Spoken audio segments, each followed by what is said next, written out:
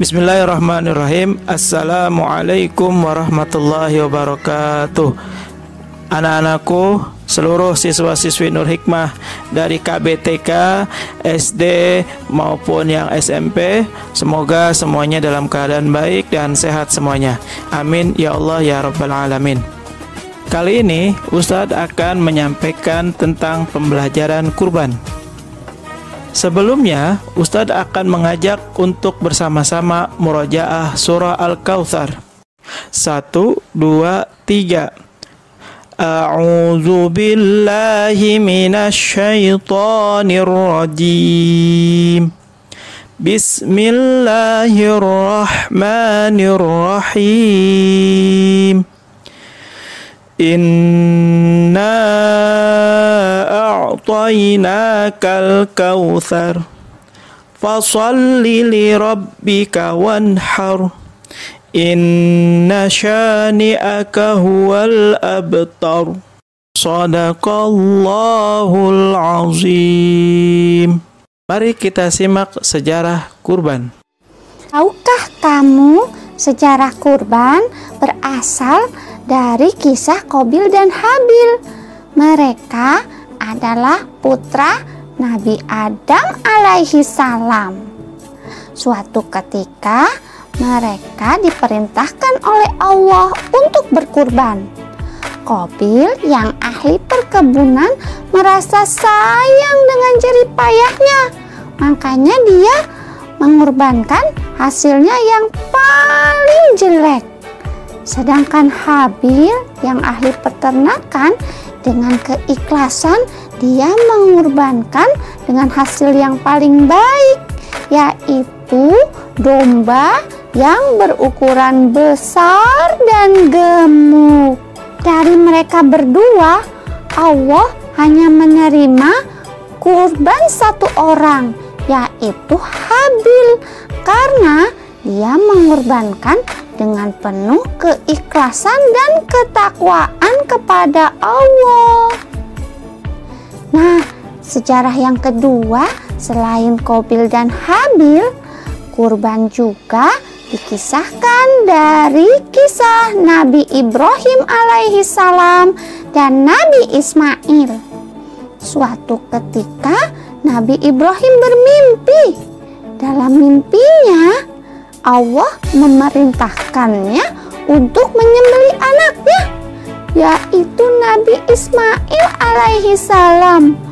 Wah, berat sekali ya ujiannya. Ketika Nabi Ibrahim menceritakan mimpinya kepada Nabi Ismail, Nabi Ismail pun berkata, "Wahai ayahku, tidak apa-apa. Aku ikhlas bila itu perintah Allah. Sembelihlah aku." Lalu Nabi Ibrahim dengan keikhlasan dan ketakwaan kepada Allah menyembelih Nabi Ismail. Kemudian Nabi Ismail digantikan oleh Allah dengan seekor domba. Begitulah ceritanya teman-teman. Semoga kita bisa berkurban tahun ini dengan kurban yang terbaik, dengan hewan yang terbaik. Amin.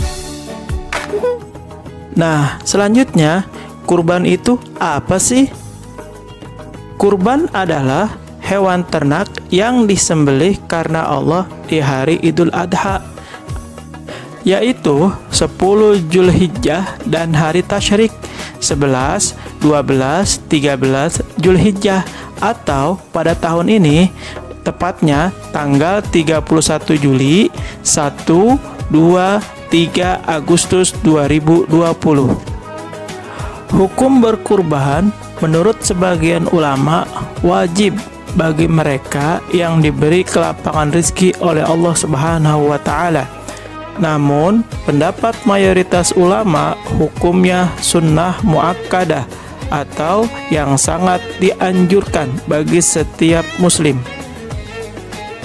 bagi orang yang berkurban tidak bercukur atau memotong kuku sampai hewan kurbannya disembelih. Mengapa kita berkurban? Yang pertama, karena perintah Allah. Di dalam surat Al-Kautsar ayat 1 dan 2 yang berisi, sesungguhnya kami telah memberikan kepadamu nikmat yang banyak. Maka dirikanlah sholat karena Tuhanmu dan berkurbanlah. Nah, yang kedua, mengapa kita berkurban? Yaitu untuk berbagi kepada mereka yang kurang mampu, yang jarang sekali makan daging. Sekarang kita tanya Pak Ustadz yuk. Hewan apa saja sih yang boleh untuk dikurbankan?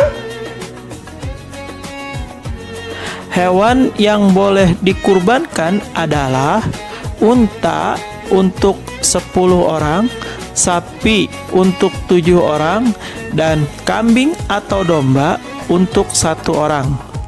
Nah, sekarang syarat hewan kurban. Yang pertama, cukup umur, yaitu kambing minimal berumur 1 tahun, sapi minimal berumur 2 tahun, dan unta minimal berumur 5 tahun. Syarat yang kedua, semuanya harus sehat, tidak cacat, buta, ataupun pincang. Oh, seperti itu. Aku mengerti sekarang. Teman-teman mengerti kan? Sekian pembelajaran kurban kali ini. Sebagai informasi, kami menerima dan menyalurkan hewan kurban. Ayah bunda dan seluruh siswa-siswi Nur Hikmah yang ingin berkorban di sekolah bisa menghubungi nomor yang ini. Assalamualaikum warahmatullahi wabarakatuh.